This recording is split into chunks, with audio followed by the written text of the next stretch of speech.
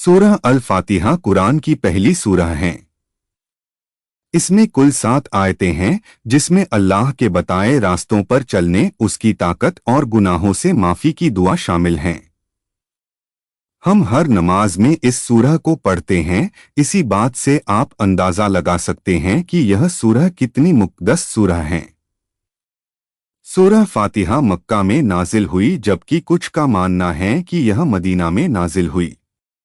खैर, सबसे पहले हमें ये जानना ज़रूरी है कि सूरह फातिहा में क्या कहा गया है या कहे क्या बताया गया है। सूरह फातिहा को पढ़ने के फ़ायदे।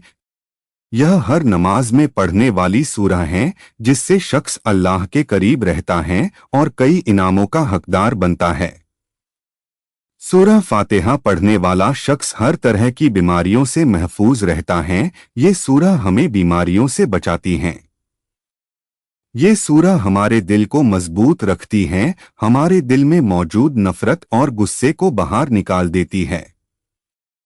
सूरह फातिहा पढ़ने वाले शख्स को अल्लाह बहुत मदद करता है और उसे हर परेशानी से बचाता है। ये सूरह हमारी दुश्मनों से महफूज रखती हैं। ये सूरह पाबंदी से पढ़ने वाले शख्स की हिफाजत की जिम्मेदारी अल्लाह की हो जाती है। ये सूरह हमें कयामत के दिन होने वाले अजाबों से बचाएगी और हमारे सजाओं को कम करेगी। सूरह फातिहा हमें हमेशा सही रास्ता दिखाएगी। अगर आपको लग रहा है कि आप गलत रास्तों पर चल रहे हैं, तो आप सूरह फातिहा रोज पढ़े, इंशाअल्लाह आपको सही रास्तों पर ले जाएगा। सूरह फातिहा हमारे दिमाग को बहुत मजबूत रखती हैं और हमें टेंशन और परेशानी से छुटकारा दिलवाती हैं। सूरह फातिहा हमें अल्लाह के बहुत करीब लाती हैं, जिसकी बदौलत हम गुनाहों से बचे रहते हैं। सूरह फातिहा पढ़ने वाले शख्स के लिए अल्लाह जन्नत के दरवाजे खोल देता है। सूरह फातिहा पढ़ने वाला शख्स बुरी बालाओं और आफतों से महफूज रहता है।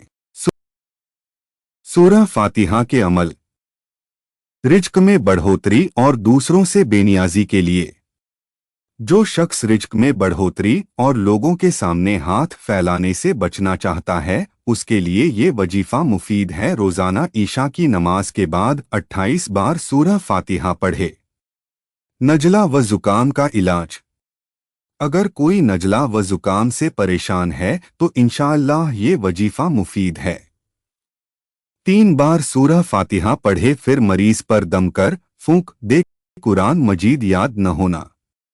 अगर किसी को कुरान मजीद याद न होता हो तो ये वजीफा ज़रूर करे, इंशाअल्लाह इसकी बरकत से कुरान जल्द हिफ्ज़ हो जाएगा। रोज़ाना 100 बार सूरह फातिहा ईशा की नमाज के बाद पढ़े।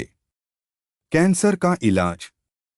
एक अमल जिसका तजर्बा किया जा चुका है। कैंसर से परेशान लोग ज़रूर इसको अमल में लाए, इंशाअल्लाह ज़रूर फ़र्क महसूस करेंगे।